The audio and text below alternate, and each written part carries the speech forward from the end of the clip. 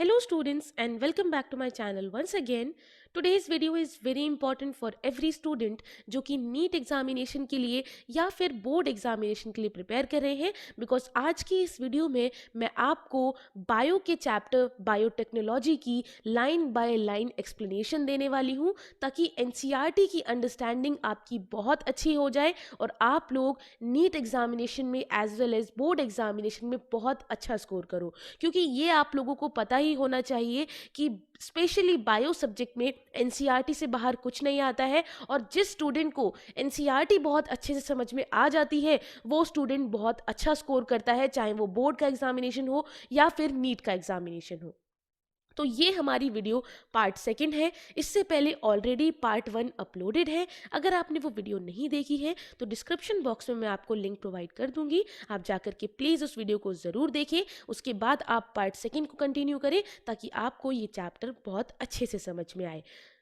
तो वो बच्चे जो बोर्ड्स के लिए प्रिपेयर कर रहे हैं या नीट के लिए प्रिपेयर कर रहे हैं उनके लिए मेरे पास एक बहुत इंपॉर्टेंट इन्फॉर्मेशन है। तो आइए पहले उस इन्फॉर्मेशन को जानते हैं, फिर इस वीडियो को आगे कंटिन्यू करते हैं। अनअकैडमी पर आपके बोर्ड्स की प्रिपरेशन बहुत ही ज़्यादा अच्छे तरीके से और बहुत ही ज़्यादा एक्सपर्ट टीचर्स के द्वारा करवाई जाती है। सबसे पहले मैं आपको अनअकैडमी सब्सक्रिप्शन के फ़ायदे के बारे में बताना चाहूँगी। बहुत ज़्यादा इंपॉर्टेंट है। देखो, ये एक ऐसा टाइम है जहाँ पर आप लोग काफ़ी ज़्यादा कंफ्यूज हो कि आप क्या पढ़ोगे और क्या नहीं पढ़ोगे, चाहे वो नीट 2021 के लिए हो या फिर आपके बोर्ड एग्जामिनेशन के लिए हो। और ये एक ऐसा टाइम है जहां पर आप सोच रहे हो कि कब पढ़ना शुरू करें। तो मैं आपको कहना चाहूंगी कि अपनी प्रिपरेशन अभी से आप स्टार्ट कर दें और उसका सोर्स जो है कि आप कहाँ से पढ़ें, क्योंकि सबसे ज़्यादा इंपॉर्टेंट क्वेश्चन आपके माइंड में यही आता है कि क्या पढ़ें और कहाँ से पढ़ें, किससे पढ़ें। ठीक है, एक टीचर चाहिए होता है आपको। तो आपको अनअकैडमी के प्लेटफॉर्म पर ऐसे बहुत ज़्यादा एक्सपर्ट टीचर्स मिल जाएंगे जो आपको बहुत अच्छे से आपके एग्जामिनेशन की प्रिपरेशन करवाएंगे। सो डरना बिल्कुल नहीं है, बिल्कुल हिम्मत के साथ काम लेना है और अपनी प्रिपरेशन आज से और अभी से शुरू कर देनी है। तो देखो, अनअकैडमी सब्सक्रिप्शन के कुछ फायदे हैं। लाइव क्लासेस यहाँ पर होती हैं, आप लाइव इंटरैक्ट कर सकते हो टीचर के साथ। उसके बाद यहाँ पर लाइव पोल्स होते हैं, यानी कि एमसीक्यूज आपको करवाए जाते हैं। और लीडर बोर्ड, यानी कि कौन से एमसीक्यूज किसने अटेम्प्ट करे और कौन सबसे ज्यादा आगे चल रहा है। ठीक है, एक तरीके का कंपटीशन, हेल्दी कंपटीशन यहाँ पर क्रिएट होता है। उसके बाद आपको टेस्ट सीरीज भी मिलती है, उस टेस्ट सीरीज के बेसिस पे एनालिसिस भी क्रिएट किया जाता है। ओके, नाउ इस सब के बाद जब आपने सारे लेक्चर्स अटेंड कर लिए, आपने टेस्ट दे दिए, उसके बाद आपके मन में पक्का कोई ना कोई डाउट्स होंगे, राइट। तो उन डाउट्स को क्लियर करने के लिए स्पेशल डाउट क्लियरिंग सेशन भी रखे जाते हैं। नाउ अब आपने ये तो देख लिया कि अनअकैडमी पर किस तरीके से पढ़ाया जाता है। अब पढ़ा कौन रहा है अनअकैडमी पर? बहुत ही इंपॉर्टेंट, बहुत ही एक्सपर्ट जो टीचर्स हैं वो आपको पढ़ा रहे हैं, जिनके पास बहुत सालों का एक्सपीरियंस है और आप उनसे अपने एग्जामिनेशन के लिए पढ़ सकते हैं। नाउ इतना सब कुछ हो गया, लेकिन ये अनअकैडमी मिलेगा कहाँ पर? ठीक है, तो ये आपको आपके एंड्रॉयड मोबाइल पर, आईओएस मोबाइल पर आप अपने प्ले स्टोर पर जा सकते हैं। वहां पर आपको सर्च करना है अनअकैडमी लर्निंग ऐप और उसे आपको इंस्टॉल कर लेना है। उसके बाद आपको उसके डैशबोर्ड में जाकर प्लस पर क्लिक करना है। आफ्टर दैट आप यहाँ पर देख सकते हो काफ़ी सारी कैटेगरी हैं, जैसे कि नीट हो गया, ठीक है, सीबीएसई क्लास 9 हो गया, 10, 11, 12, जेई, इन सभी के लिए आपको यहाँ पर मिल जाएगा कंटेंट और आपकी हर एक तरीके के एग्जामिनेशन के लिए प्रिपरेशन करवा दी जा सकती है। ओके, सो उसके बाद जैसे ही आप अपना गोल सिलेक्ट करोगे, चाहे आप जिस भी एग्जामिनेशन के लिए प्रिपरेशन कर रहे हो, उसके बाद आपको गेट सब्सक्रिप्शन पर क्लिक करना है। गेट सब्सक्रिप्शन पर क्लिक करते ही आपके सामने प्लस और आइकॉनिक जो कोर्सेज हैं वो आ जाएंगे और उसकी पेमेंट के लिए भी आपसे पूछा जाएगा।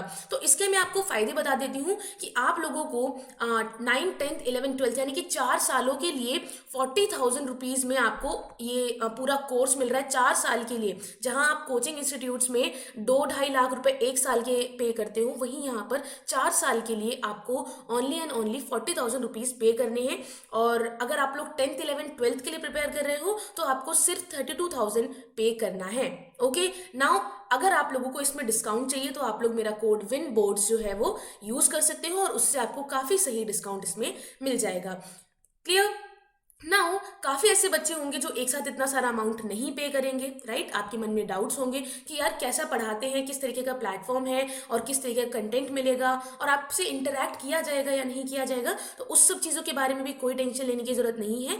आप फ्री कंटेंट को भी अनलॉक कर सकते हो। आपके पास बहुत सारे जो सोर्सेज हैं वो यहाँ पर अवेलेबल हो जाएंगे। फ्री कंटेंट को आपको कैसे अनलॉक करना है, अगर आप अभी पे नहीं करना चाहते हो, पहले ट्रायल वर्जन यूज़ करना चाहते हो, तो फ्री में आपको बहुत सारे लेक्चर्स और बहुत सारे डाउट सेशन, बहुत सारी टेस्ट सीरीज आपको मिल जाएंगी। आपको सिर्फ सिंपल लॉग इन करना है, सेम प्रोसीजर है, गोल पे क्लिक करना है, देन मेन्यू बटन में जाकर आपको कॉर्नर पे स्पेशल का ऑप्शन मिलेगा। उस स्पेशल के ऑप्शन पे क्लिक करते ही आपको इनवाइट कोड पर क्लिक करना है और इनवाइट कोड में आपको मेरा कोड यानी कि विन बोर्ड्स पर क्लिक करना है। जैसे ही आप विन बोर्ड्स यहाँ पर एंटर करोगे और अनलॉक पे क्लिक करोगे, आपको फ्री बहुत सारे फैसिलिटीज, बहुत सारी बेनिफिशियल फैसिलिटीज आपको मिल जाएंगी और आप यहाँ पर अपनी सो गाइस, अगर आप लोग किसी भी चैप्टर को कंप्लीटली पढ़ लेते हो, उस चैप्टर को पढ़ने के बाद आपको सभी को पता है वो चैप्टर तब तक कंप्लीट नहीं माना जाता तब तक आप उसके क्वेश्चंस को ना ट्राई कर लो, राइट। तो आप लोगों को अगर फ्री एमसीक्यू टेस्ट सीरीज चाहिए,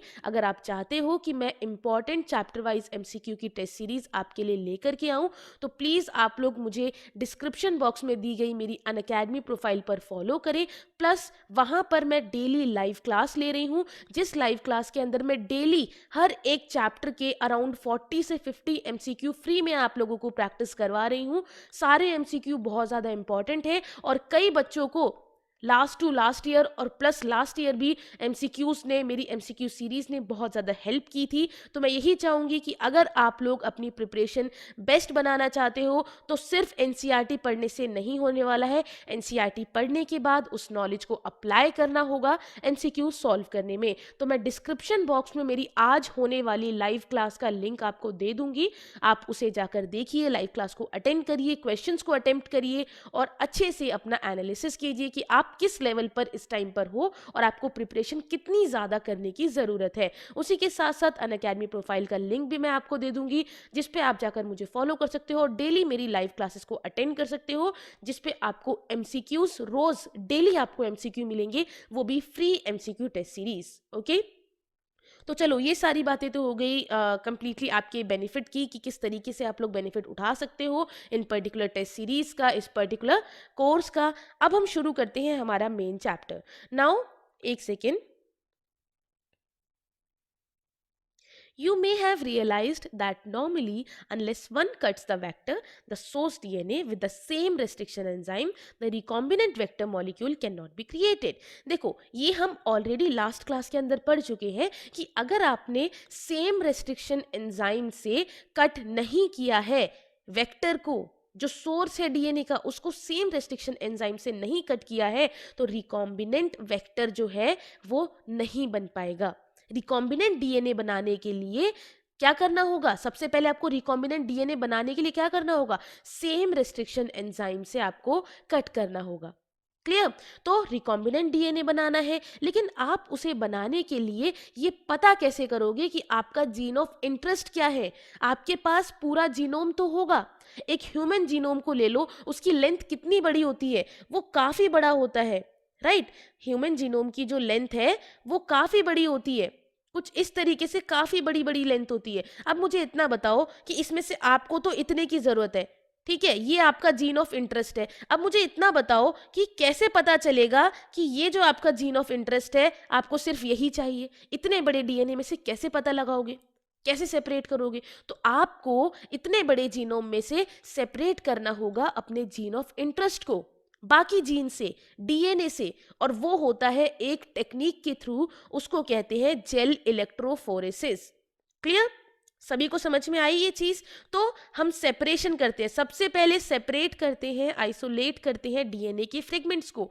the cutting of DNA by restriction endonuclease, जब हम रेस्ट्रिक्शन एंजाइम से, रेस्ट्रिक्शन एंडोन्यूक्लियस से कट करते हैं डीएनए को, तो उसके कुछ फ्रेगमेंट्स बन जाते हैं। देखो कुछ इस तरीके से, हम इसको इरेज कर देते हैं और हम क्या करेंगे, अब रेस्ट्रिक्शन एंजाइम से कट करने वाले हैं। तो देखो ये हमारा डीएनए है, ठीक है।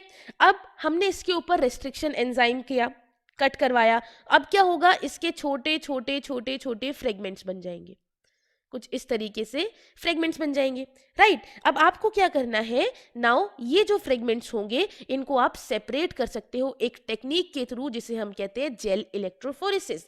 जेल का मतलब होता है यहाँ पर कि आप एक जेल के मीडियम में वर्क करवाओगे इन पर्टिकुलर जीन को, ठीक है। वो जेल होता है एग्रोस जेल। इलेक्ट्रो का मतलब है इलेक्ट्रिक फील्ड के प्रेजेंस में आप ये काम करवाओगे, और फोरेसिस का मतलब होता है कि यहाँ छोटे छोटे पोर्स क्रिएट हो जाते हैं जिसमें से इलेक्ट्रिक करंट पास होगा, राइट। तो हमें पता है कि डीएनए के फ्रेगमेंट नेगेटिवली चार्ज्ड होते हैं so that they can be separated by forcing them to move towards the anode. हम सभी जानते हैं कि डीएनए नेगेटिवली चार्ज्ड होता है और इसीलिए हम उसको पॉजिटिवली चार्ज्ड इलेक्ट्रॉन्स की तरफ बहुत इजीली मूव करवा सकते हैं, क्योंकि नेगेटिव चीज हमेशा पॉजिटिव चीज की तरफ ही तो घूमेगी, नेगेटिव चीज हमेशा पॉजिटिव चीज की तरफ ही तो अट्रैक्ट होगी, राइट। तो आप लोगों को ये पता होना चाहिए कि जो डीएनए होता है वो नेगेटिवली चार्ज्ड होता है। ऐसा क्यों होता है? क्योंकि डीएनए 3 चीजों से मिलकर बनता है। पहला होता है आपका नाइट्रोजनस बेस, ठीक है, दूसरा होता है आपका शुगर, ठीक है, और तीसरा होता है आपका फॉस्फेट यानी कि PO4 2-। ये जो माइनस का साइन होता है यही आपके डीएनए को देता है नेगेटिव चार्ज। क्लियर है ये चीज आपको? यही देता है नेगेटिव चार्ज। तो इसीलिए कहा गया है कि आपका डीएनए नेगेटिवली चार्ज्ड होता है। नाउ आप इसको एक पर्टिकुलर नेगेटिवली चार्ज्ड ऑप्शन से पॉजिटिवली चार्ज्ड ऑप्शन तक क्या कर सकते हो, पहुंचा सकते हो। किसकी मदद से? एक मीडियम की मदद से, एक जेल की मदद से, इलेक्ट्रिक फील्ड को प्रोवाइड करके, राइट। तो नाउ अडेज जो मोस्ट कॉमनली यूज्ड जेल है वो है आपका एग्रोस जेल, जिसको हम नेचुरल पॉलीमर कहते हैं, जिसको सीवीड से एक्सट्रैक्ट किया जाता है। नाउ डीएनए के फ्रेगमेंट्स जो है उन्हें सेपरेट किया जाएगा according to their size through sieving effect. Sieving effect का मतलब क्या होता है? पोर्स बन जाना, छोटे छोटे पोर्स बन जाना, राइट। तो पोर्स बन गए, पोर्स बन गए। अब आपने देखा होगा जो आप देखो कोई एक पतला सा इंसान है वो जल्दी भाग लेगा, लेकिन जो एक मोटा इंसान है वो काफी देर में भाग पाएगा। वही सेम चीज यहाँ पर है, जो आपके छोटे छोटे फ्रेगमेंट्स होंगे वो ज्यादा दूर चले जाएंगे, वो पॉजिटिव चार्ज के ज्यादा पास चले जाएंगे as compare to the larger fragments. देखो यहाँ पर देखो, ये जो बड़े बड़े वाले फ्रेगमेंट्स हैं वो तो यहीं रह गए, ठीक है, वो डीएनए के पास ही रह गए, नेगेटिव चार्ज पे ही रह गए। अब क्या होगा, यहां पर ये हो गया नेगेटिव यानी कि कैथोड, ये हो गया आपका पॉजिटिव यानी कि एनोड, ठीक है। अब नेगेटिव से पॉजिटिव की तरफ घूमेंगे तो आप यहां पर एक चीज देखो कि ये आपका डीएनए के फ्रेगमेंट्स थे जिनको कट किया गया था, डीएनए था उसके फ्रेगमेंट्स बनाए गए रेस्ट्रिक्शन एंजाइम की मदद से। नाउ आप यहां पर देखो कि जो हैवी वाले हैं, जो ढंग से मतलब जो बड़े बड़े फ्रेगमेंट्स हैं वो तो पास ही रह गए, वो ज्यादा मूव कर ही नहीं पाए, बड़े वाले ज्यादा मूव कर ही नहीं पाए, लेकिन छोटे वाले कितनी जल्दी कितनी दूर तक पहुंच गए, है ना। तो यहाँ पर क्या किया हुआ है, देखो जो अनडाइजेस्टेड वाले हैं ना वो तो यहाँ पर आगे पहुंच गए, माइग्रेशन कर पाए, यहाँ तक पहुंच गए, लेकिन जो डाइजेस्टेड है डीएनए फ्रेगमेंट्स है 2 to 4 देखो यहाँ पर इरेज कर देते हैं।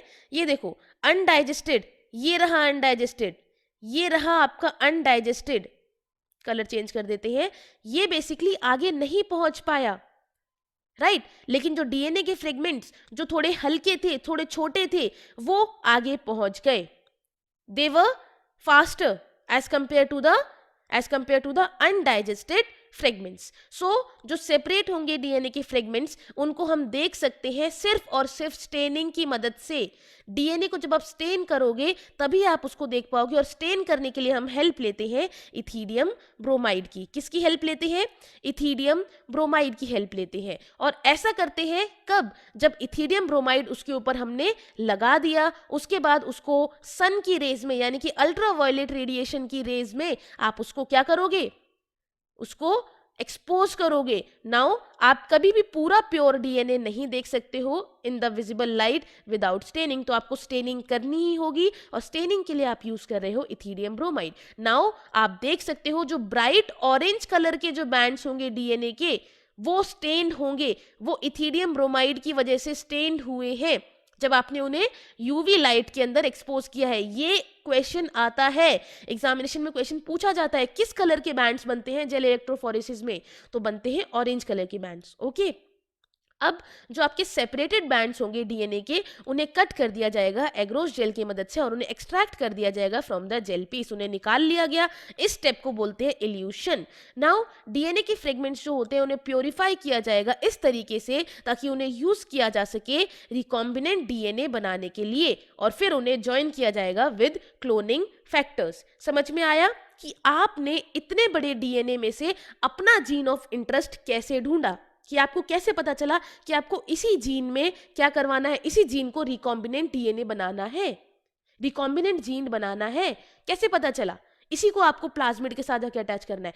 आपको पता चला एक इतने बड़े डीएनए में से आपने जब उसे सेपरेट किया, राइट, और सेपरेट कैसे किया? जेल इलेक्ट्रोफोरेसिस की मदद से। चलिए आगे बढ़ते हैं। अब सेपरेट करने के बाद क्लोनिंग वेक्टर की बारी आएगी। Okay, you know that plasmid और बैक्टीरियोफेज जो होते हैं उनकी एबिलिटी होती है रेप्लिकेट करने की बैक्टीरिया के सेल के अंदर ही, ठीक है, इंडिपेंडेंटली करते हैं और कंट्रोल करते हैं क्रोमोसोमल डीएनए को। नाउ बैक्टीरियोफेज की जो मल्टीप्लिकेशन करने की जो एफिनिटी होती है वो काफ़ी ज़्यादा होती है। They have very high copy numbers of their genome within bacterial cell. अगर वो एक बार बैक्टीरिया के सेल के अंदर जाएंगे तो बहुत तेजी से अपने आप को क्या करते हैं? मल्टीप्लाई करते हैं। जबकि जो प्लाज्मिड है उनकी 1 या 2 ही कॉपीज होती हैं पर सेल, राइट, अराउंड 15 से 100 कॉपीज ही होंगी। लेकिन बैक्टीरियोफेज बहुत सारी कॉपीज बना लेता है। Their number can go even higher. Now if we are able to link an alien piece of DNA with bacteriophage या plasmid DNA, अगर हम कामयाब हो गए किसी भी फॉरेन डीएनए को किसके साथ? बैक्टीरियोफेज या प्लाज्मिड डीएनए के साथ अटैच करने में, लिंक करने में, तो हम उसकी उतनी ही कॉपीज बनवा सकते हैं equal to the copy number of the plasmid और बैक्टीरियोफेज। अगर बैक्टीरियोफेज 1000 बन रहे हैं तो 1000 ही आपके वो फॉरेन डीएनए भी बन जाएंगे। और कैसे बनेंगे? समझ लो, ये आपका प्लाज्मिड है और इसके अंदर आपने ये आपका क्या लगा दिया? Foreign DNA. और जब ये रेप्लिकेट करेगा, जब ये अपनी कॉपी बनाएगा तो ये यही तो बनाएगा, और इसके साथ साथ क्या होता रहेगा? इस कॉपी के साथ साथ आपका फॉरेन डीएनए भी और बनता रहेगा। और इन्हीं को कहते हैं हम क्लोनिंग वेक्टर, यानी कि एक जैसे, राइट। सो जो वेक्टर यहाँ पर यूज किया गया है, दे आर इंजीनियर्ड इन सच अ वे ताकि वो हेल्प कर सके इजी लिंकेज में of foreign DNA and select कर सके फिर recombinant from non recombinant. Obviously कौन सा रिकॉम्बिनेंट है, किसको आपको क्या करना है, किसको आपको उस पर्टिकुलर किस भी पर्टिकुलर आपके डीएनए को, फॉरेन डीएनए को आपको उस अपने होस्ट के अंदर एंटर करवाना है। ये भी बहुत ज़्यादा मैटर करता है, मेंटेनेंस मैटर करता है, सेपरेट करना रिकॉम्बिनेंट को नॉन रिकॉम्बिनेंट से, ठीक है। तो अब आ जाते हैं हम। सबसे पहली चीज जरूरी होती है ओरिजिन ऑफ रेप्लिकेशन। ये नहीं है आपने डीएनए को कहीं से भी कट किया और रेप्लिकेशन शुरू हो गया, नहीं। एक पर्टिकुलर ओरिजिन होता है जहां से आपको डीएनए को कट करना होता है with the help of restriction enzyme, तभी वो पर्टिकुलर जो डीएनए है या पर्टिकुलर जीन है वो आगे मल्टीप्लाई करता है। सो ये ओराई यानी कि ओरिजिन ऑफ रेप्लिकेशन एक ऐसा सीक्वेंस होता है जहां से रेप्लिकेशन स्टार्ट होती है, और ये वो पीस होता है, कोई भी पीस होगा डीएनए का, जब वो इस सीक्वेंस से क्या हो जाएगा, लिंक्ड हो जाएगा, तो आप उसको रेप्लिकेट करवा सकते हो होस्ट सेल के साथ, ठीक है। तो ये पर्टिकुलर रीजन पे रेप्लिकेशन स्टार्ट होता है, ये नहीं है रेप्लिकेशन कहीं पे भी स्टार्ट हो जाएगा।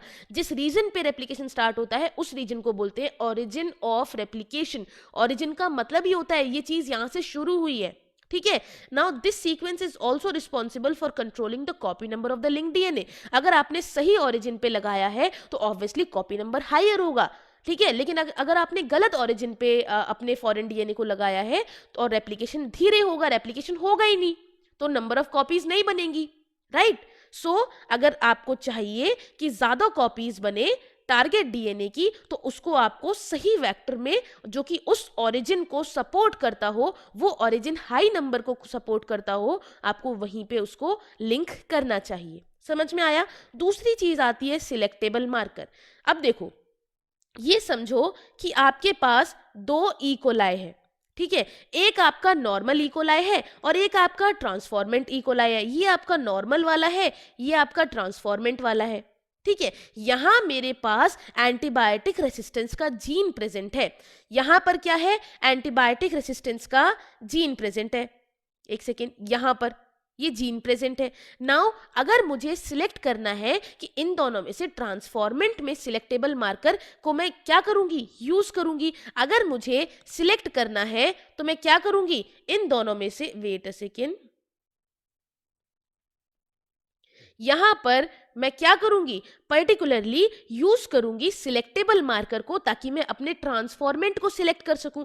नाम ही सिलेक्टेबल मार्कर है। ठीक है, तो यहां पे क्या लिखा हुआ है, ओरिजिन के साथ साथ एक ऐसा vector which require a selectable marker which helps in identifying and eliminating non transformant and selectively permitting the growth of the transformant. Obviously मुझे एक नॉर्मल इकोलाई और एक ट्रांसफॉर्मेंट इकोलाई में से वो इकोलाई चाहिए होगा जो उस पर्टिकुलर एंटीबायोटिक की प्रेजेंस में भी ग्रो कर जाए। राइट, क्लियर है या नहीं है? तो उसकी वजह से हम क्या करेंगे, जब हमें ऐसी कंडीशन में ग्रो करवाना है तो हम क्या करते हैं, हम एक पर्टिकुलर प्लेटिंग सिस्टम यहाँ रखते हैं।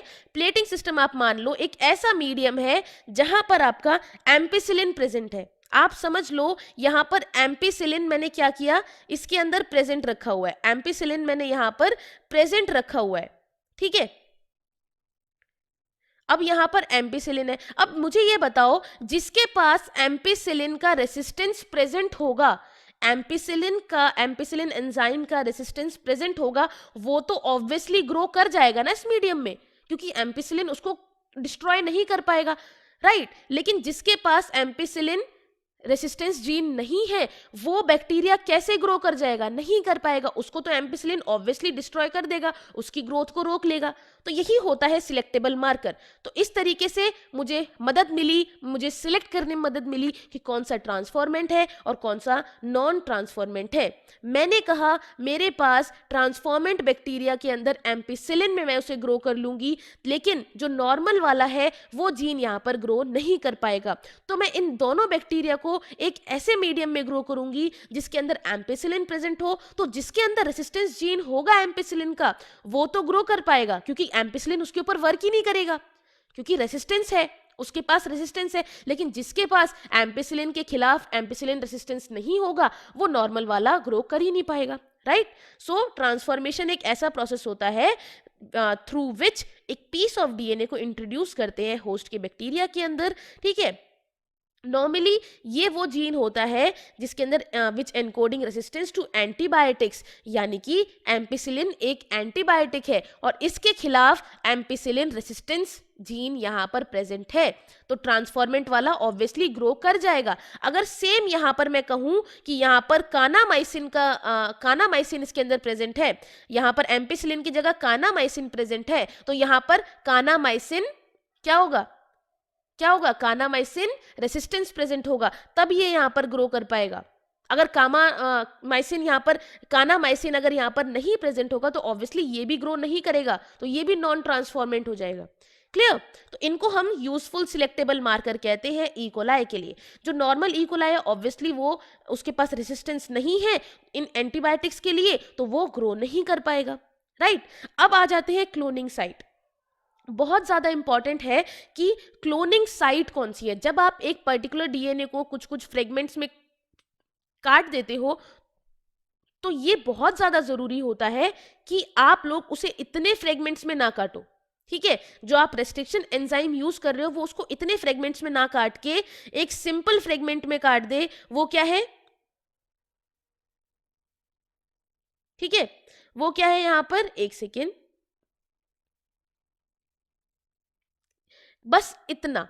जब प्लाज्मिड के ऊपर रेस्ट्रिक्शन एंजाइम वर्क करता है तो उसको सिर्फ खोलता है थोड़ा सा, ये नहीं है कि उसको पूरा कट कर देता है। अगर पूरी तरह कट कर देगा तो चलो यहां पर तो आप अपना जीन ऑफ इंटरेस्ट लगा लोगे, जो आपको जिसकी क्लोनिंग करानी है, ये क्लोनिंग साइट हो गई। जहां पर क्लोनिंग होगी वो आपकी क्लोनिंग साइट कहलाती है। मैंने माना आपका लाइगेज एंजाइम आएगा और इसको बाइंड कर देगा, इसको क्या करेगा, बाइंड कर देगा। लेकिन अगर आपने इस जगह के अलावा कहीं और से भी प्लाज्मिड को काट दिया था, यहां से भी काट दिया था, यहां से भी काट दिया था, तो एक जगह तो एफिनिटी बहुत ज्यादा होगी, एक जगह तो क्लोनिंग अच्छे से हो जाएगी, लेकिन बाकी जगह लाइगेज एंजाइम काम कर पाएगा क्या? क्या क्लोनिंग अच्छे से हो पाएगी? नहीं हो पाएगी। तो क्या हो जाएगा, क्लोनिंग एफिनिटी कम हो जाएगी, राइट। तो इसीलिए एक जगह फोकस करना चाहिए। तो इसीलिए कहते हैं कि क्लोनिंग साइट बहुत ज्यादा इंपॉर्टेंट होती है। In order to link the alien DNA, जो वेक्टर होगा it would need to have very few, preferably singly recognition site, यानी कि बहुत कम या फिर सिंगल रिकॉग्निशन साइट होनी चाहिए एक कॉमनली यूज रेस्ट्रिक्शन एंजाइम के लिए। जैसे कि अगर हम एंडोन्यूक्लियस से कट कर रहे हैं तो एक ही जगह पर कट करना चाहिए, ये नहीं है पूरे डीएनए के अंदर कट कर रहा है। Okay, presence of more than one recognition site, अगर एक से ज्यादा जगह कट हो जाएगा एक वेक्टर के अंदर तो बहुत सारे फ्रेगमेंट्स बन जाएंगे और उसकी वजह से कॉम्प्लिकेट हो जाएगा जीन की क्लोनिंग करना। Now the ligation of alien DNA, आप देखो ये यहाँ पर क्या दिखा रहा है कि भाई बहुत सारी जगह से फ्रेगमेंट्स आ गए हैं और अलग अलग जगह पे आपकी एंजाइम्स वर्क कर रहे हैं। So the ligation of alien DNA is carried out at a restriction site present in one of the two antibiotic resistance gene. आप यहाँ पर देखो ये एम्पीसाइलिन है, एम्पीसाइलिन रेसिस्टेंस है, ये टेट्रासाइलिन रेसिस्टेंस है, राइट। तो इन दोनों में आप देखो जब यहाँ पर अगर गलती से भी रेस्ट्रिक्शन एंजाइम ने यहां पर काम कर दिया, चलो BAMH1 ले लिया आपने, BAMH1 ले लिया आपने, अगर इस रेस्ट्रिक्शन एंजाइम ने इस एरिया को काट दिया तो क्या होगा, अगर इसने इस एरिया को काट दिया तो क्या हो गया, ये हो गया आपका टेट्रासाइलिन रेसिस्टेंस। अब इस पे आपका क्या आ गया, इस पे आपका रेस्ट्रिक्शन एंजाइम BAMH1 आया और इसने इसको इतना कट कर दिया, ठीक है।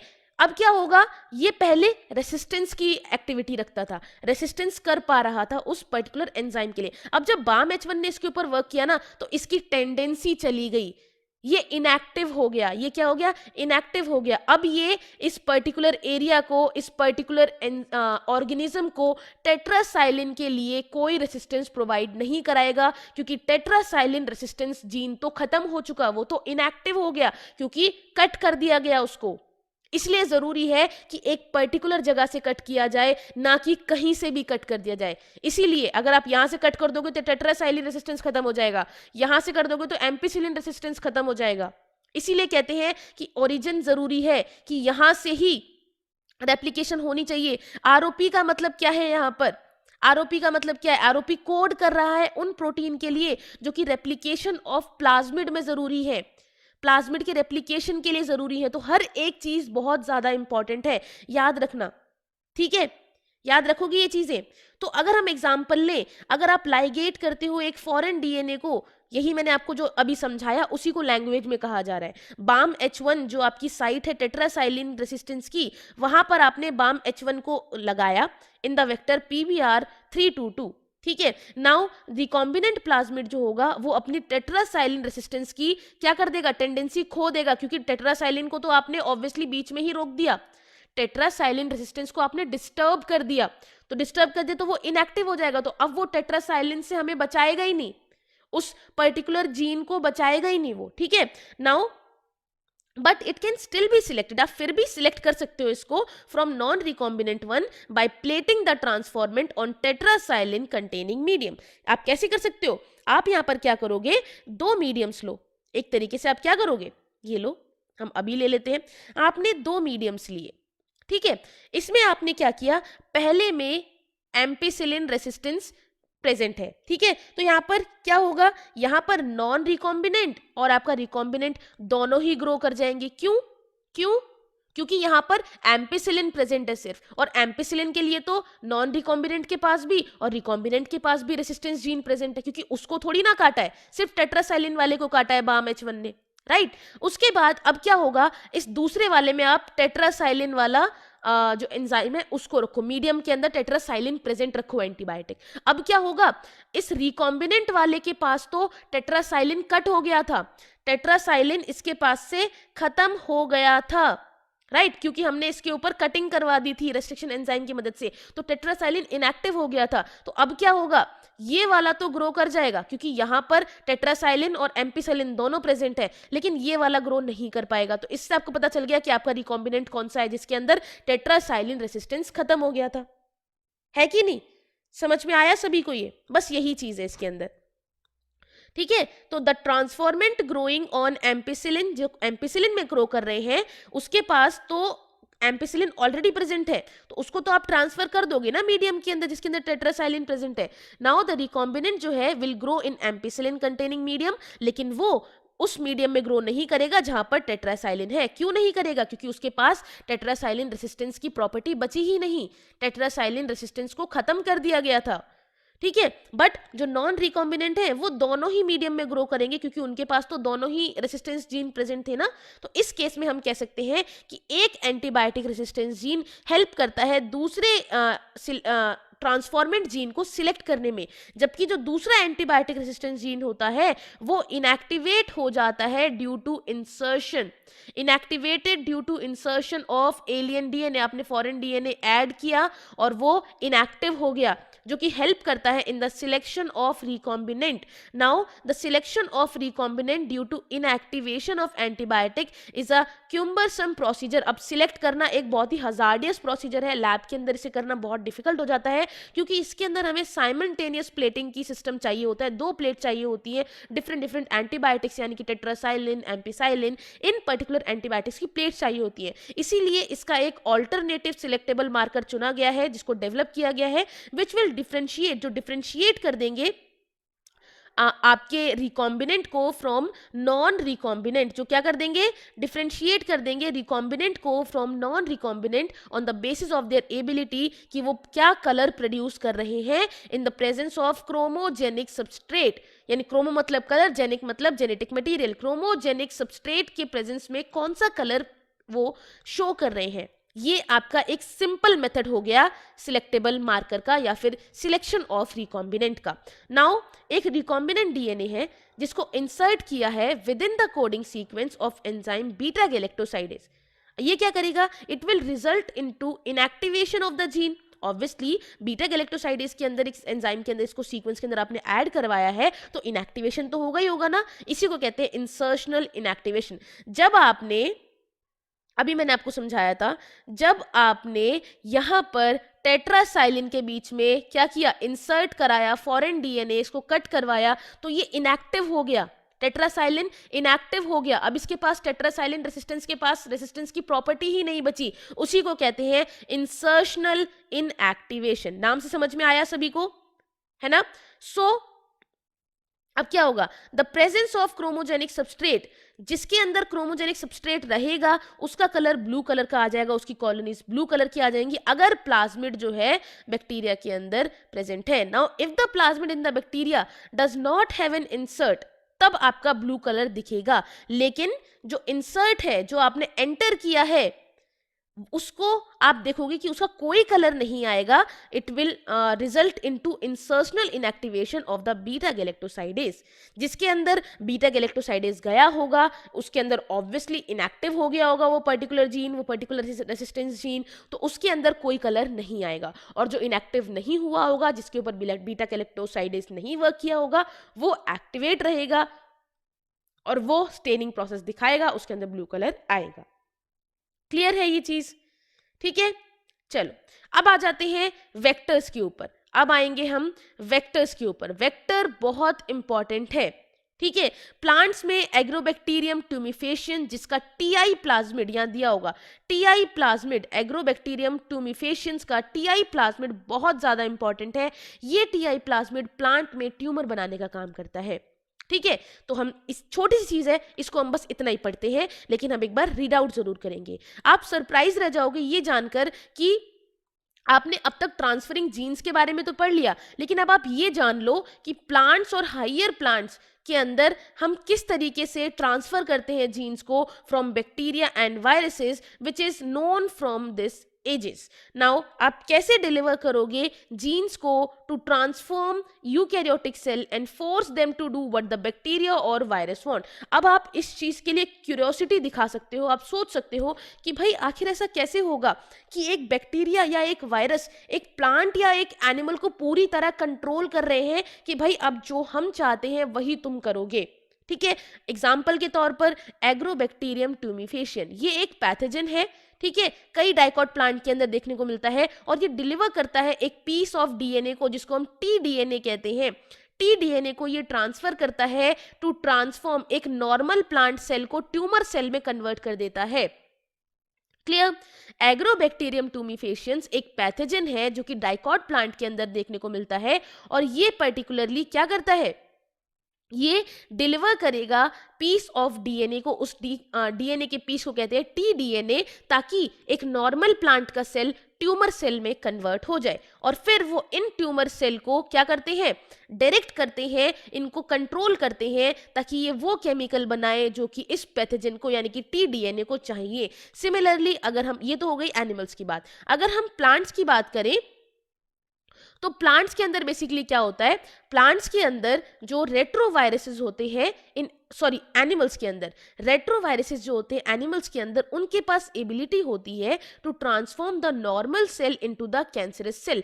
प्लांट के अंदर क्या होता था कि एग्रोबैक्टीरियम टूमीफेशियंस का एक पैथोजन जो कि डाइकॉट प्लांट के अंदर होता था, वो एक पीस ऑफ डीएनए यानी कि टीडीएनए को, टीआई प्लाज्मिड टीडीएनए को पहुंचाता था दूसरे सेल्स के पास ताकि वो उसे उस पर्टिकुलर नॉर्मल प्लांट सेल को ट्यूमर में कन्वर्ट कर दे। सेम यहाँ पर एनिमल्स के अंदर भी होता है, जो रेट्रोवायरस होता है उसके पास एबिलिटी होती है कि वो नॉर्मल सेल को कैंसरस सेल में कन्वर्ट कर दे। नाउ अब आप ये देखो, ये चीज बहुत इंपॉर्टेंट है समझनी कि ये तो एक बुरा काम कर रहे थे, है ना, बुरे लोग थे कि भाई ये ना टीडीएनए को ट्रांसफर कर रहे थे और ये सिंपल सेल को ट्यूमर सेल बना देते थे। ठीक है, रेट्रोवायरस क्या करते थे, सिंपल सेल को कैंसरस सेल बना रहे थे। तो अब हमें एक चीज पता चली कि इसको हम अपने बेनिफिट के लिए भी यूज कर सकते हैं। ठीक है, कि अगर हम इनका डीएनए ही चेंज कर दें, ये जो चीज लेके जा रहे हैं, आपको बस क्या करना है, आपकी एक ट्रेन जा रही है, इसका काम बस लेकर के जाना है, वेक्टर है ये, बस उस ट्रेन में बस आपको सामान बदल देना है। अगर वो एक नेगेटिव चीज लेकर के जा रही है तो आप उसको पॉजिटिव चीज बना दो, राइट। तो a better understanding of art of delivering genes by pathogen in their eukaryotic host has generated. अब जब हमने ज्यादा जाना इस चीज को कि यूकैरियोटिक होस्ट में ये पैथोजन कैसे कैसे डिलीवर करता है जीन्स को, तो हमें पता चला कि हम ट्रांसफॉर्म कर सकते हैं इन टूल्स ऑफ पैथोजन को इनटू यूजफुल वेक्टर। हम इन्हें अपने काम में ले सकते हैं ताकि हमारे जीन ऑफ इंटरेस्ट को ये क्या कर सके, ह्यूमंस तक, होस्ट की बॉडी तक पहुंचा सके, राइट। तो जो हमारा ट्यूमर इंड्यूसिंग टीआई प्लाज्मिड होता है एग्रोबैक्टीरियम का, उसको मॉडिफाई कर दिया गया है into a cloning vector which is no more pathogenic, यानी कि अब वो पैथोजेनिक नहीं है प्लांट्स के लिए, but it is still able to use as mechanism to deliver gene of our interest into a variety of plant. बहुत सारे अलग अलग प्लांट्स के अंदर हम अपनी जरूरत के अनुसार टीआई प्लाज्मिड के through different gene of interest को उन प्लांट की बॉडी में पहुंचाते हैं। पहले वो ट्यूमर कॉज कर रहे थे, अब हमने उनकी उस चीज को पकड़ लिया। हमने क्या कहा, नहीं भाई तुम ट्यूमर कॉज नहीं करोगे, तुम टीडीएनए नहीं ले जाओगे, तुम हमारा बताया हुआ जीन लेकर के जाओगे। ठीक है, तो हमने उसको पॉजिटिव में चेंज कर लिया। सिमिलरली रेट्रोवायरस भी ऐसी करता है that it have also been disarmed, उसको भी डिसार्म कर दिया गया और उसको भी अब यूज किया जाता है ताकि वो डिजायरेबल जीन ट्रांसफर कर सके एनिमल सेल के अंदर। सो वंस अ जीन और डीएनए फ्रेगमेंट, उसको जब हमने लाइगेट कर दिया इनटू अ सुटेबल वेक्टर, फिर उसको ट्रांसफर कर दिया जाता है बैक्टीरिया के अंदर, प्लांट के अंदर, एनिमल होस्ट के अंदर, जहां पर वो आगे मल्टीप्लाई करता है, राइट। अब आते हैं मल्टीप्लीकेशन वाली चीज पे। अब तो क्या हुआ, हमें पता चल गया कौन सी चीज कैसे ट्रांसफर हो रही है। अब आ जाते हैं कॉम्पिटेंट होस्ट पे। For transformation with recombinant DNA, कि भाई रिकॉम्बिनेंट डीएनए जो बना है ना, उसको कैसे अंदर लेकर के जाओगे, उस पर्टिकुलर होस्ट के अंदर कैसे आप इंट्रोड्यूस कराओगे अपने बनाए हुए रिकॉम्बिनेंट डीएनए को, जो आपने क्लोनिंग करके बनाया है, जो आपने रेस्ट्रिक्शन एंजाइम से कट करके उसकी क्लोनिंग करके इतने सारी मल्टीपल कॉपीज बनाई है, आप उसको कैसे पहुंचाओगे उस पर्टिकुलर होस्ट बॉडी के अंदर। सो डीएनए जो है वो तो हाइड्रोफिलिक होता है, डीएनए तो हाइड्रोफिलिक होता है, तो वो इजीली पास तो नहीं कर पाएगा ना through the cell membrane, cell membrane के थ्रू पास नहीं कर पाएगा। ऐसा इसलिए नहीं कर पाएगा क्योंकि सेल मेम्ब्रेन जो होती है वो हाइड्रोफोबिक होती है, तो ऑब्वियसली एक दूसरे को नहीं काट पाएंगे। तो इसीलिए in order to force bacteria to take up the plasmid, the bacterial cell must first be able to made competent, ताकि हम फोर्स कर सकें कि बैक्टीरिया वो प्लाज्मिड ले ही ले, बैक्टीरिया उस प्लाज्मिड को ले ही ले जो हमने अब बनाया है। हम बैक्टीरिया की सेल्स को पहले कॉम्पिटेंट बनाएंगे ताकि वो डीएनए को ले पाए। इसको हम करते हैं by treating them with a specific concentration of the divalent cation, यानी कि कटायन की मदद से हम यहाँ पर करेंगे। कटायन क्या हो जाएंगे यहाँ पर, कटायन क्या हो जाएंगे यहाँ पर, आप मुझे बताओ बेसिकली क्या होता है यहाँ पर, डाइवेलेंट कटायन को यूज किया जाता है, जैसे कि कैल्शियम को यूज किया गया है ताकि इंक्रीज कर सके efficiency with which DNA will enter the bacterium through the pores in the cell wall. Recombinant DNA जो होता है उसको क्या किया जाता है, उसको फोर्स किया जाता है सेल्स के अंदर by incubating the cell with recombinant DNA on ice. एक टेक्निक होती है जिसको हम कहते हैं heat shock technique. Heat shock technique, आप क्या करते हो, उस डीएनए को, उस बैक्टीरिया को बेसिकली क्या करते हो, इंक्यूबेट करते हो, आइस के ऊपर रख देते हो, एकदम चिल्ड आइस के ऊपर आपने रख दिया, एकदम से जब वो एकदम क्या हो जाएगा, कंडेंस हो जाएगा, और कंडेंस होने के तुरंत बाद आपने एकदम से उसको हीट का शॉक दे दिया, एकदम से आपने 42 डिग्री में उसको रख दिया, तो क्या होगा, उसकी थोड़े अंदर उसके अंदर पोर्स बनेंगे, और जैसे ही वो पोर्स बनेंगे तो ऑब्वियसली रिकॉम्बिनेंट डीएनए जो उसके ऊपर प्रेजेंट था वो उन पोर्स के अंदर चला जाएगा, चिपक जाएगा, और चिपकने के बाद आप उसको एकदम से वापस से बर्फ के ऊपर रख दोगे, you will put them back on ice. जब आप उसको वापस से बर्फ के ऊपर रख दोगे ना, तो क्या होगा कि वो जो अंदर चले गए थे, हल्के से अंदर गए थे, वो पूरी तरह से अंदर चले जाएंगे और श्रिंक होनी शुरू हो जाएगी बैक्टीरिया की वॉल, तो वो कंडेंस होनी शुरू हो जाएगी। इसकी वजह से this will enable the bacteria to take up the recombinant DNA. ये हो गया एक हीट शॉक वाला। अब इसके अलावा और भी तरीके होते हैं, यही एक अकेला तरीका नहीं है बाहर फॉरेन डीएनए को होस्ट सेल में पहुंचाने का। इसके अलावा एक और है माइक्रो इंजेक्शन। ये रिकॉम्बिनेंट डीएनए का डायरेक्ट इसके अंदर क्या करते हैं, डायरेक्टली इंजेक्ट कर देते हैं हम आपके रिकॉम्बिनेंट डीएनए को into the nucleus of animal cell. Animal cell के न्यूक्लियस में डायरेक्टली सिर्फ इंजेक्ट कर देते हो। एक और मेथड है जो कि प्लांट्स के लिए सुटेबल है, जिसमें जो सेल्स है these are bombarded with high velocity micro particles of gold और टंगस्टन कोटेड विद डीएनए। ठीक है, डीएनए उसके ऊपर ऑलरेडी प्रेजेंट होता है, और आप क्या करते हो, एक गन लेते हो और ढां करके उसके अंदर प्लांट के अंदर मार देते हो, जिसको हम कहते हैं जीन गन या फिर बायोलिस्टिक, जिसकी वजह से वो आपका रिकॉम्बिनेंट डीएनए होस्ट सेल के अंदर चला जाता है। चाहे वो होस्ट सेल प्लांट हो तो जीन टेक्निक का यूज करोगे, एनिमल्स हो तो माइक्रो इंजेक्शन का यूज करते हो, राइट। नाउ जो लास्ट मेथड है उसे कहते हैं डिसआर्म्ड पैथोजन। ये जो होते हैं वेक्टर, जो आपने अभी अभी पढ़ा था, which when allowed to infect the cell they will transfer the recombinant DNA into the host. अभी आपने पढ़ा था टीआई प्लाज्मिड वगैरह, ये वाली चीजें, और रेट्रोवायरस, वो इसके अंदर आएंगी, डिसआर्म्ड पैथोजन के अंदर आएंगी। Now that we have learned about the tools for constructing recombinant DNA, let us discuss the process facilitating recombinant DNA technology. अब तक हमने देखा क्या क्या तरीकों से हम रिकॉम्बिनेंट डीएनए बना सकते हैं, किस किस चीज़ों का यूज़ करते हैं, कहाँ कहाँ हमें रिकॉम्बिनेंट डीएनए हम बना सकते हैं, किस किस चीज़ को यूज़ करके, कहाँ पर हमें क्लोनिंग साइट मिलती है, क्या हमारे वेक्टर्स होते हैं, क्या हमारे रेस्ट्रिक्शन एंजाइम होते हैं, ये सारे हमने टूल्स पढ़ लिए। अब हम आएंगे रिकॉम्बिनेंट डीएनए टेक्नोलॉजी की प्रोसेस पे, राइट। सो रिकॉम्बिनेंट डीएनए टेक्नोलॉजी के अंदर इट विल इन्वॉल्व बहुत सारे सेवरल स्टेप आएंगे इन स्पेसिफिक सीक्वेंस, जैसे कि सबसे पहले आइसोलेट करना डीएनए को, फिर फ्रेगमेंटेशन होना डीएनए का बाय रेस्ट्रिक्शन एंडोन्यूक्लियस, यानी कि आप उसके फ्रेगमेंट्स में उसे काटते हो, फिर उसे आइसोलेट करना, जो भी आपका डीएनए का फ्रेगमेंट है, जो भी आपका जीन ऑफ इंटरेस्ट है, उसको बाकियों से अलग करना जेल इलेक्ट्रोफोरेसिस के थ्रू, राइट। फिर उसको लाइगेट करना डीएनए के फ्रेगमेंट को into the vector, ligase enzyme work करता है ताकि वो वेक्टर के साथ उसको बाइंड कर दे, राइट। उसके बाद बाइंड करने के बाद क्लोनिंग वेक्टर, क्लोनिंग तो बन गए आपके, ठीक है, क्लोनिंग डीएनए तो बन गए। अब क्या करोगे, अब आप उसे ट्रांसफर कर दोगे रिकॉम्बिनेंट डीएनए को होस्ट सेल के अंदर। Now culturing the host cell into a medium at large scale, आप बड़े सेल पे बड़े स्केल पे अगर करना चाहते हो तो वो आपके ऊपर है, आप लार्ज स्केल पे करोगे, ऑब्वियसली आप चाहते हो कि उसकी ज़्यादा कॉपीज बने, आप उसको लैब में बैठ के ना करो, ज़्यादा बड़े नंबर पे बने, तो आपको लार्ज स्केल पे करते हो and extraction of desired product, और फिर जब वो बन जाते हैं प्रोडक्ट तो आप उसको एक्सट्रैक्ट कर लेते हो।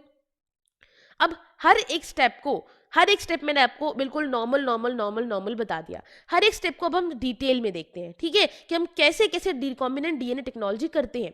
सबसे पहले आइसोलेशन करते हैं, सबसे पहले अलग करते हैं जेनेटिक मटेरियल को, डीएनए को बाकी डीएनए से, जीन ऑफ इंटरेस्ट को बाकी डीएनए से अलग करते हैं। अब आप देखो, जो न्यूक्लिक एसिड होते हैं वो जेनेटिक मटेरियल होते हैं सभी ऑर्गेनिज्म के विदाउट एक्सेप्शन। क्योंकि यहाँ पर न्यूक्लिक एसिड कहा गया है, इसका मतलब इसमें आरएनए डीएनए दोनों आ रहे हैं, तो ऑब्वियसली सभी ऑर्गेनिज्म का न्यूक्लिक एसिड जो होता है वो जेनेटिक मटेरियल होता है विदाउट एनी एक्सेप्शन। मेजॉरिटी में हमें देखने को मिलता है कि डीऑक्सीराइबो न्यूक्लिक एसिड ही न्यूक्लिक एसिड होता है, यानी कि डीएनए ही होता है। तो हम जब कट करना चाहेंगे डीएनए को रेस्ट्रिक्शन एंजाइम की मदद से, तो वो प्योर फॉर्म में होना चाहिए, उसके अंदर कोई दूसरा मैक्रो मॉलिक्यूल यानी कि प्रोटीन वगैरह ये सब नहीं प्रेजेंट होने चाहिए। सो डीएनए जो है it is enclosed with in the membrane. जब वो मेम्ब्रेन के अंदर ही होगा, ऑब्वियसली मेम्ब्रेन के अंदर ही प्रेजेंट होगा, तो हमें ब्रेक करना पड़ेगा सेल को, उसको ओपन करना पड़ेगा ताकि डीएनए आए हमारे पास। अब जब डीएनए हमारे पास आएगा तो ऑब्वियसली दूसरे मैक्रोमोलिक्यूल जैसे कि आरएनए, प्रोटीन, पॉलीसेकेराइड, लिपिड ये सब भी आएंगे। तो इन सब को हटाने के लिए, इन सभी को क्या करने के लिए, डिसमिस करने के लिए, इन सभी को हटाने के लिए ताकि हमें सिर्फ डीएनए मिले, हम कुछ पर्टिकुलर चीजों का यूज करते हैं। देखो हमें क्या करना है, पहले सेल वॉल को ब्रेक करना है। सेल वॉल को ब्रेक करने के लिए हम क्या करते हैं, अगर हमारी बैक्टीरिया की सेल वॉल है तो लाइसोजाइम का यूज करते हैं, लाइसोजाइम एंजाइम का यूज करते हैं, जो कि पेप्टाइडोग्लाइकन की बनी हुई लेयर को क्या करती है, कट करती है, जिसमें से हम डीएनए बाहर ले सकते हैं। फिर अगर हमारा प्लांट सेल के अंदर हम कर रहे हैं तो सेल्यूलोज की मदद से करेंगे, सेल्यूलेज एंजाइम की मदद से करेंगे, जो कि सेल्यूलोज की लेयर को कट कर देती है, ठीक है, जिसमें से आप डीएनए फिर ले सकते हो। उसके बाद अगर फंगस के अंदर आप कर रहे हो तो काइटिनेज एंजाइम की हेल्प ले सकते हो, क्योंकि वो काइटिन की लेयर को क्या कर देगी, कट कर देगी, उसमें से आप डीएनए ले पाओगे। नाउ आपको पता है कि जीन्स जो होते हैं वो लॉन्ग मॉलिक्यूल्स ऑफ डीएनए के ऊपर इंटरवाइंड होते हैं, जिसके पास प्रोटीन भी होंगे, हिस्टोन्स होंगे, यानी कि, है ना। तो आरएनए को, प्रोटीन को, इनको आप रिमूव कर सकते हो। अगर आपको आरएनए रिमूव करना है, आपको सिर्फ डीएनए चाहिए, आपको आरएनए नहीं चाहिए, आपको प्रोटीन नहीं चाहिए। आइसोलेशन का मतलब ही होता है बिल्कुल अलग करना उसको बाकी चीजों से, राइट। तो आप क्या करोगे, आपको आरएनए नहीं चाहिए तो आपको राइबोन्यूक्लियेज से आप उसे क्या कर दोगे, ट्रीट करा दोगे। तो राइबोन्यूक्लियेज एक ऐसा एंजाइम है जो आरएनए को खत्म कर देता है, डिस्ट्रॉय कर देता है। फिर आपको अगर प्रोटीन नहीं चाहिए तो प्रोटीन को आप रिमूव करोगे प्रोटीएज के ट्रीटमेंट से। आप प्रोटीएज से उसको ट्रीट करवाओगे तो प्रोटीन की ग्रोथ नहीं होगी, प्रोटीन डिस्ट्रॉय हो जाएगा। नाउ अदर मॉलिक्यूल्स को भी आप इसी तरीके के, इसी ट्रीटमेंट से आप उन्हें हटा सकते हो और उसे प्योरीफाई कर सकते हो डीएनए को, in ultimately precipitate out after the addition of chilled ethanol. ठीक है, क्या किया आपने, सबसे पहले उसे आइसोलेट किया और फिर आपको आपने उसको क्या किया, एक चिल्ड इथेनॉल के अंदर आपने उसे ऐड कर दिया। Now this can be seen as collection of fine threads in the suspension. आप देखो जब आपने चिल्ड इथेनॉल के अंदर उसे डाला तो वो सेटल डाउन होगा, देन आपको एक थ्रेड लाइक स्ट्रक्चर देखने को मिल रहा है। मिल रहा है नहीं मिल रहा है, थ्रेड लाइक स्ट्रक्चर ये देखने को मिल रहा था, राइट।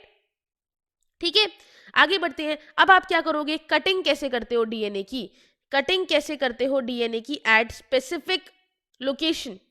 रेस्ट्रिक्शन एंजाइम की जरूरत होती है which are performed by incubating purified DNA molecule with the restriction enzyme. Incubation का मतलब क्या होता है, कोई मुझे बताएगा, इंक्यूबेशन का मतलब क्या होता है। इंक्यूबेशन का मतलब ही होता है कि किसी चीज को बिना छेड़े वो चीज वैसी की वैसी रखी रहे, आप उसको छेड़ोगे नहीं कुछ टाइम पीरियड के लिए। अगर रूम टेम्परेचर पे है तो रूम टेम्परेचर के ऊपर, अगर उसे पर्टिकुलर कुछ टेम्परेचर चाहिए तो आप वो टेम्परेचर उसे प्रोवाइड करते हो और उसे अनडिस्टर्ब छोड़ देते हो। तो हम क्या करेंगे, हम रेस्ट्रिक्शन एंजाइम को, एक सेकेंड ये तो कलर ज्यादा डार्क हो गया, हम रेस्ट्रिक्शन एंजाइम डाइजेशन को परफॉर्म करेंगे बाय इंक्यूबेटिंग। जो डीएनए हमने चिल्ड इथेनॉल में डाला था वो अब प्योरीफाइड फॉर्म में है, उसको हम ट्रीट करवाएंगे with restriction enzyme eight optimal condition for that specific enzyme.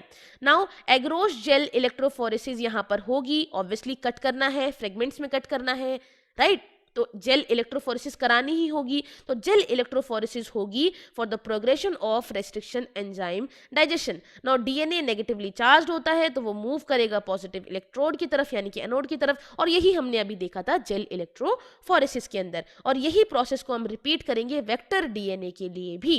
Now joining होगी, डीएनए की जॉइनिंग होगी जो कि लाइगेज की मदद से होती है। After having the cut source DNA was well as the vector DNA. DNA और आपका वेक्टर डीएनए दोनों ही स्पेसिफिक रेस्ट्रिक्शन एंजाइम से कट किए जाएंगे। जो कट आउट होगा, जो जीन ऑफ इंटरेस्ट होगा, उसको आप क्या कर लोगे, बचे हुए from the source DNA and the cut vector from the space are mixed with ligase is added.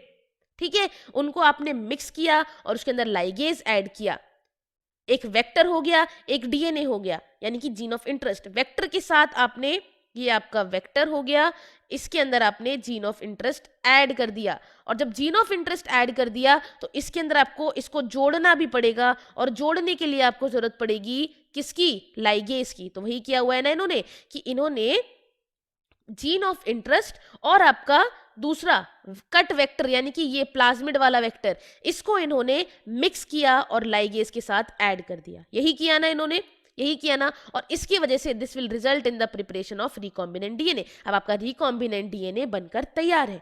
अब इसको क्या करोगे, अब इसकी आप कॉपीज बनाओगे, एम्पलीफाई करोगे, और एम्पलीफाई कर सकते हो आप by the use of PCR. Amplification कर सकते हो इस जीन का, आप बहुत सारी कॉपीज बना सकते हो बाय यूजिंग पीसीआर। पीसीआर का मतलब होता है पॉलीमरेज चेन रिएक्शन। ये एक ऐसी रिएक्शन होती है जिसके अंदर आप मल्टीपल कॉपीज बना सकते हो जीन की, जो आपका जीन ऑफ इंटरेस्ट है, जिसको आपको ऐड करवाना है प्लाज्मिड या बैक्टीरियोफेज के साथ, ठीक है, उसकी आप बहुत सारी कॉपीज बना सकते हो। It is synthesized in vitro. In vitro होती है यूजिंग सेट ऑफ प्राइमर, कुछ प्राइमर्स का यूज करके ये आपकी पीसीआर जो है वो वर्क करती है। किस तरीके से, ये देखो, सबसे पहले डबल स्टैंडर्ड डीएनए है, ठीक है, 3 prime to 5 prime, 3 prime to 5 prime, इस तरीके से। अब हमने क्या किया, हीट प्रोवाइड की। हीट प्रोवाइड करने से ऑब्वियसली ये जो डबल स्टैंडर्ड है ये सिंगल स्टैंडर्ड बनेगा, क्योंकि ये टूट जाएगा, डीनेचुरेशन होगा। टेम्परेचर बढ़ाया, डीनेचुरेशन हो गया। अब डीनेचुरेशन होने की वजह से प्राइमर यहां पर आए, और प्राइमर एनीलिंग वाला स्टेप होगा। एनीलिंग के अंदर क्या होता है, एनीलिंग के अंदर यहां पर प्राइमर की प्रेजेंस में यहां पर जो आपकी डॉटर जो आपकी स्ट्रैंड है वो बननी शुरू हो जाएगी, और जीन ऑफ इंटरेस्ट इतना है, जीन ऑफ इंटरेस्ट इतना है, सिर्फ इतने को ही प्राइमर वर्क करेगा, इतने पे ही, ठीक है। अब ये जीन ऑफ इंटरेस्ट एनीलिंग के अंदर हो गया, अब इसको एक्सटेंड भी तो करना है। एक्सटेंड करोगे किससे, डीएनए पॉलीमरेज से। डीएनए पॉलीमरेज का ही तो काम होता है बढ़ाना, डीएनए पॉलीमरेज का ही तो काम होता है उन छोटे छोटे फ्रेगमेंट्स को फिर वापस कंटिन्यू करना, नाइट्रोजनस बेसिस को कंटिन्यू करना।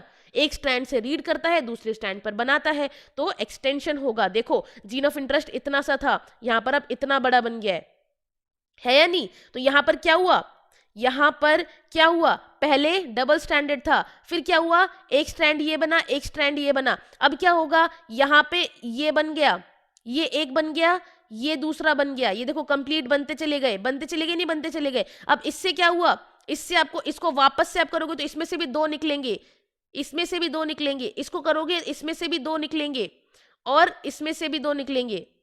कितने कितने बन गए, ये बन गए 1 2 3 4, 1 2 3 4, 1 2 3 4, इस तरीके से बनते जाते हैं, नंबर बढ़ते जाते हैं, और लास्ट में आप 1 बिलियन टाइम तक 30 साइकिल्स घुमाओगे ना इसकी, 1 बिलियन टाइम्स तक आप अपने जीन ऑफ इंटरेस्ट को बढ़ा सकते हो।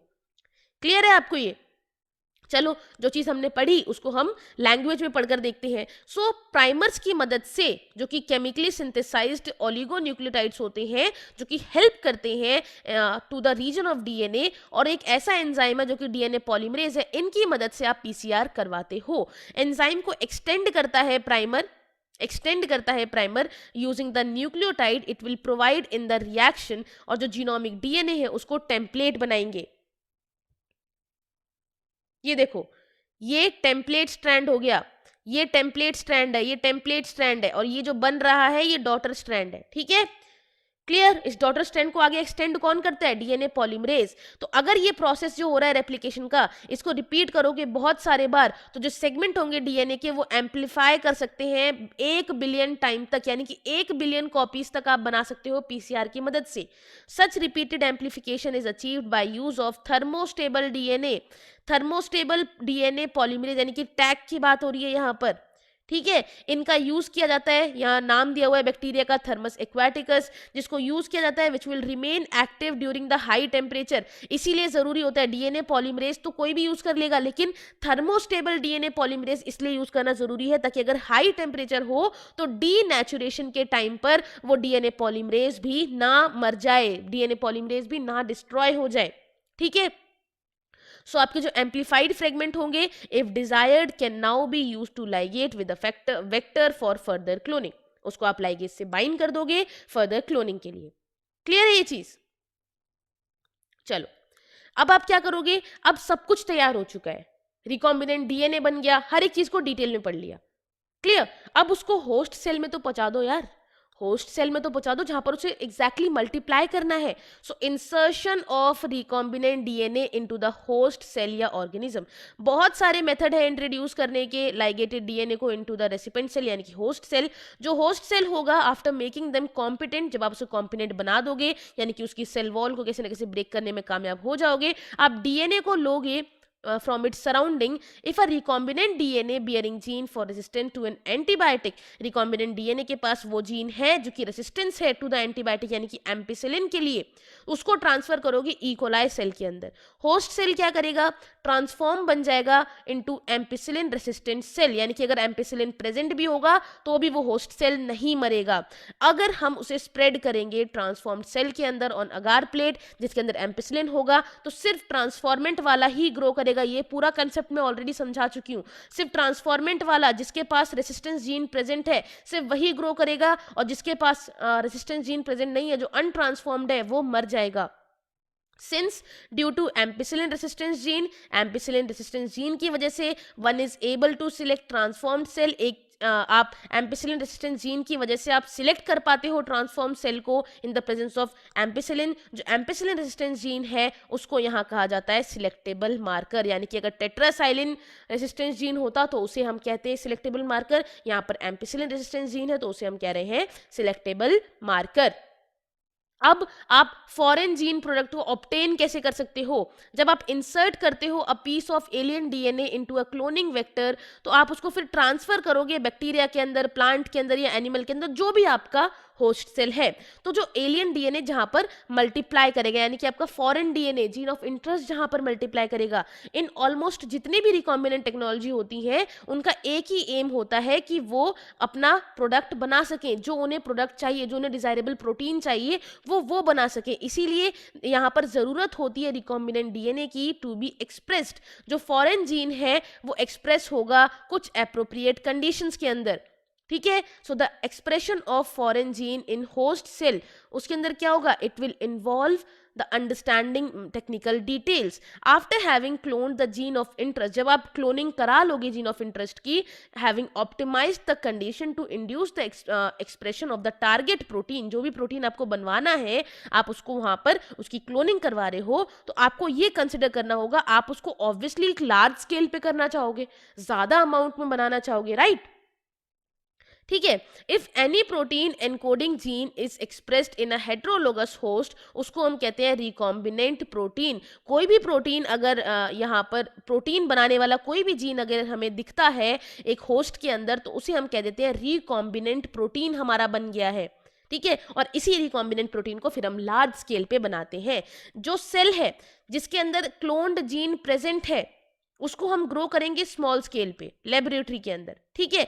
हम ऑब्वियसली उसको ग्रो कर सकते हैं, लेकिन वो culture which may be used for extracting the desired protein and then purifying it by using different separation technique, अगर हम स्मॉल लेबोरेटरी में बनाते हैं तो हमें कल्चर करना पड़ेगा, ठीक है, ताकि जो हमारा रिकॉम्बिनेंट प्रोटीन उस पर्टिकुलर जीन ने बनाना शुरू कर दिया है होस्ट सेल के अंदर मल्टीप्लाई कर करके, क्योंकि एट द एंड हमें सिर्फ प्रोटीन ही तो चाहिए, हमें हमारा प्रोडक्ट ही तो चाहिए, राइट। तो हम सेपरेशन टेक्निक यूज करते हैं। The cell can also be multiplied in a continuous culture system. आपने सुना होगा continuous culture system, batch culture system. Continuous culture system के अंदर ये एक ऐसा मीडियम होता है which is drained out from one side while fresh medium is added from the other. आप ये एक समझ लो कॉन्टिन्यूअस कल्चर है, एक तरफ से आप इसके अंदर न्यूट्रिशन डालते जाओगे, दूसरी तरफ से आप इसके अंदर से प्रोडक्ट निकालते जाओगे, ठीक है, क्लियर। सो आप क्या करते हो, तो उस बैक्टीरिया के लिए आप एक तरफ से आपने बैक्टीरिया डाल दिया, उस बैक्टीरिया के लिए आपने सारा न्यूट्रिशन प्रोवाइड कराते जा रहे हो, और दूसरी तरफ से आप उसका बनाया हुआ प्रोटीन या उसका बनाया हुआ प्रोडक्ट बाहर निकालते जा रहे हो। तो बैक्टीरिया लगातार ग्रो कर रहा है, तो उसका एक्सपोनेंशियल फेस चल रहा है, एक्सपोनेंशियल फेस लगातार चलता रहता है। इस टाइप की कल्चरिंग मेथड जो होती है, it will produce larger biomass leading to a higher yield of desire protein, यानी कि लार्ज स्केल पे आप वो प्रोटीन बना सकते हो जिसकी आपको जरूरत है। स्मॉल वॉल्यूम कल्चर, जो छोटे छोटे अमाउंट में आप जो बनाते हो उनको they can not yield appreciable quantities of product. जो छोटे अमाउंट में आप बनाओगे वो ज्यादा अमाउंट ऑफ प्रोडक्ट आपको नहीं दे पाएगा। अगर आपको लार्ज क्वांटिटी में बनानी है तो आप बायो रिएक्टर्स बनाते हो, बायो रिएक्टर्स की जरूरत होती है। बायो रिएक्टर एक मशीन्स होती हैं, ठीक है, लार्ज वॉल्यूम में 100 से 1000 लीटर के कल्चर अगर आपको बनाने हैं तो आप बायो रिएक्टर्स का यूज करते हो। 10 बायो रिएक्टर्स जो है they can be used as vessel, जिसके अंदर रॉ मटेरियल ऐड होता है और उसको कन्वर्ट किया जाता है इनटू स्पेसिफिक प्रोडक्ट। जैसे कि आपने किसी भी एंजाइम, कोई भी एंजाइम आपको बनाना है, कोई भी प्रोडक्ट आपको बनाना है, उसके अंदर बनाया जाता है यूजिंग माइक्रोबियल प्लांट, एनिमल या फिर ह्यूमन सेल। ठीक है, एक बायोरिएक्टर प्रोवाइड करता है ऑप्टिमल कंडीशन। उस बायोरिएक्टर के अंदर क्या क्या होता है, ऐसा नहीं है कि बायोरिएक्टर बस यूं ही बना दिया। उस बायोरिएक्टर के अंदर प्रॉपर वो कंडीशन, वो ऑप्टिमम टेम्परेचर, पीएच, वो कंडीशन जो कि उस प्रोटीन के बनने के लिए चाहिए, उस पर्टिकुलर एनिमल को, उस पर्टिकुलर ऑर्गेनिज्म को चाहिए ग्रो करने के लिए, डिवाइड करने के लिए, वो यहाँ पर बायोरिएक्टर के अंदर प्रोवाइड कराई जाती है। ठीक है, ऑप्टिमल ग्रोथ कंडीशन जैसे कि टेम्परेचर, ऑप्टिमम पीएच, क्या न्यूट्रिशन चाहिए, क्या विटामिन, क्या कितनी ऑक्सीजन चाहिए, ये सारी चीजें बायोरिएक्टर के अंदर कंट्रोल करके रखते हैं। The most commonly used bioreactors are of steering type, जो आपको यहां पर देखने को मिल रहे हैं।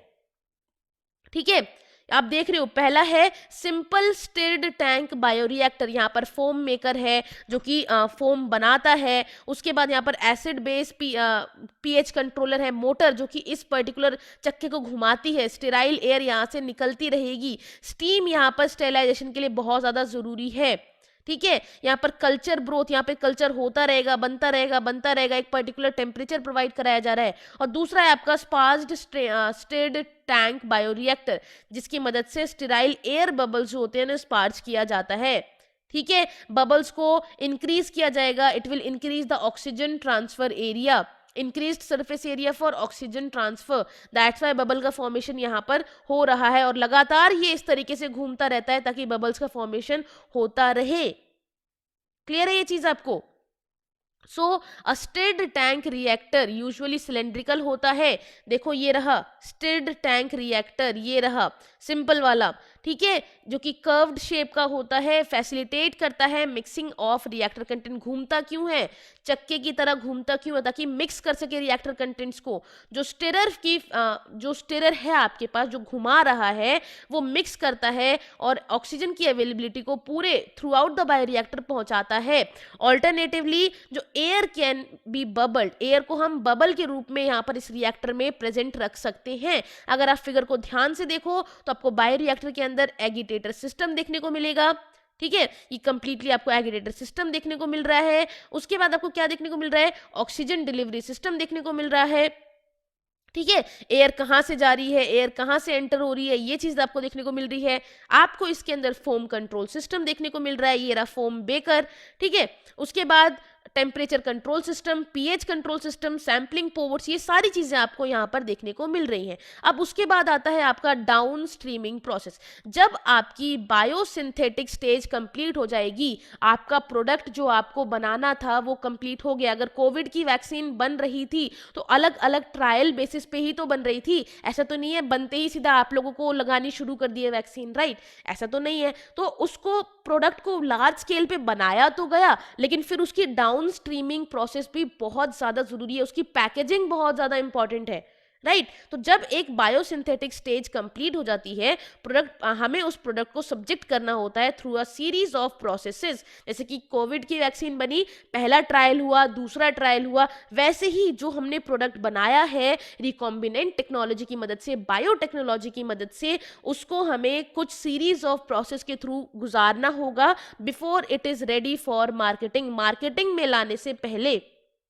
ठीक है, so the process include separation and purification. इस प्रोसेस के अंदर आ जाता है पहले सेपरेट करो उसको उस पर्टिकुलर जगह से, उसका फिर प्योरिफिकेशन करो, which are collectively referred to as down streaming process. ये एक ऐसा प्रोडक्ट होना that has to be formulated with the suitable preservatives, यानी कि उन प्रिजर्वेटिव्स के साथ आपको उसकी जरूरत है ही है।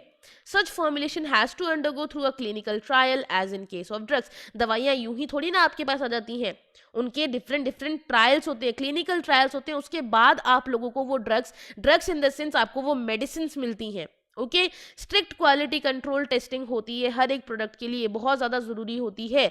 Now the down streaming process and quality control testing vary from product to product, यानी कि पैकेजिंग और quality control test product to product vary करता है। ओके, सो गाइस इसी के साथ ये वीडियो एंड होती है। आई होप आपको बायोटेक्नोलॉजी चैप्टर अच्छे से समझ में आया हो। कोई भी डाउट हो तो आप मुझसे कमेंट सेक्शन में कमेंट करके पूछ सकते हो। उसी के साथ साथ चैनल को ज़रूर सब्सक्राइब करो, वीडियो को लाइक और शेयर करना ना भूलो। और आपको अगर ऐसा लगता है कि आपको एमसीक्यूज करने चाहिए नीट एग्जामिनेशन के लिए, तो प्लीज़ आप लोग डिस्क्रिप्शन बॉक्स में दिए गए लिंक्स को ज़रूर चेक करना। With that said, thank you so much. मिलते हैं नेक्स्ट चैप्टर के साथ।